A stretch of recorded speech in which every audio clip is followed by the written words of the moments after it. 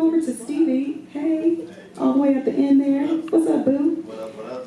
So for years now, okay, Chicago Votes has been leading the way on democracy with the Unlock Civics program. We love this program. Can't wait to hear more about it. One of the largest successes of this program has been advocating for people who are incarcerated to be taught civics, registering voters in jail, and turning Cook County Jail into a polling location, of which it had the most votes of any location in Chicago this year, right? During the primary? Hello, amazing, good work. And that could not have happened without your organization and your leadership.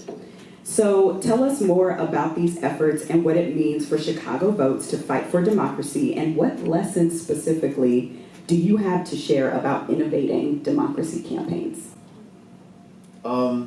So first of all, I'm just happy to be on this panel today. I think this is the first all-black panel I've ever been on talking about democracy. They don't usually look like this. Which, you know, given our people's history and, you know, and democracy in America, I think this is powerful, and our ancestors are proud. The Unlock Civics initiative at Chicago Votes is a program we run that's at the intersection of the carceral system and civic and democratic participation. We believe at Chicago Votes that the prison industrial complex as a whole needs to be gutted and replaced with something more restorative. We're not totally sure we'll see that in our lifetime. However, we do understand that we live in a democratic system, and in order to reform entire institutions, such as our prison industrial complex in America, it's important that the people most directly impacted by it have a voice in it. So yes, we've had a lot of success in the past. You know, we started this program in 2017, simply registering voters inside the Cook County Jail about twice a month. That then led to us writing, advocating for, and ultimately passing a law that, in addition to turning the Cook County Jail into a polling location, which was the first jail in America in the United States to serve as a polling location for the people incarcerated there, it required that every single jail across the state of Illinois give people incarcerated there an opportunity to vote. We also passed a law, as you mentioned, that requires that civic education be taught to people as part of their reentry process when they're being released from prison. In Illinois, there are over 2 million people with felony convictions on their record, and there is still a lot of confusion as to whether or not they have the right to vote. From their perspective, a lot of people with felonies on their record are not sure as to whether or not they're allowed to vote. So we created this program to teach people civics as part of their reentry. So not only do they know that they have the right to vote upon their release, they also understand how government works, their role in government, their role as a citizen, as a voting citizen. But I will say that all of this is being done in order to give people in prison their right to vote. All of these victories we've had thus far are benchmarks towards a larger thing that we're trying to push for, which is giving the right to vote back to people who are currently incarcerated in prisons. America incarcerates 25% of the world's prison population, even though we only make up 5% of the world's total population.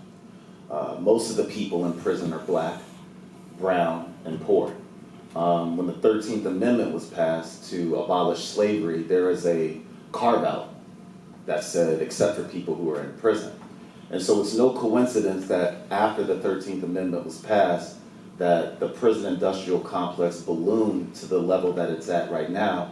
And we're seeing black communities, and I'll speak about black communities specifically as a person who comes from black communities, we've seen our communities gutted for decades, generations of people being locked up and pushed out of our society. And these institutions are inhumane.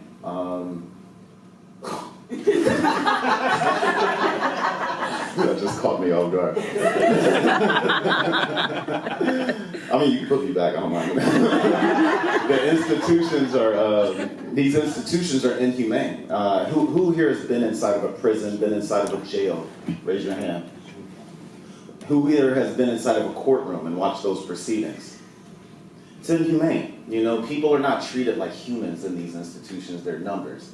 And that's not going to change until we ensure that these people can hold the elected leaders who are creating laws that determine what their lived experience is like as a person who comes from over-incarcerated communities or people who are directly impacted by incarceration, either by being incarcerated, having their brother, their mother, their father, their sister, their children incarcerated, have a voice in our democracy so that people can take them into account when they're making decisions about their lives. So that's really like the driving spirit behind our Unlock Civics initiative. That's what we're trying to ultimately accomplish, strengthen the democratic power of people who have been directly impacted by incarceration, in hopes that down the line, the voting power and the civic strength of the people who are incarcerated will become such that we can dismantle the prison industrial complex through democratic participation. So that's kind of our hope, and that's what we're latching onto as we move this initiative forward. Thank you. That is incredible. Thank you so much.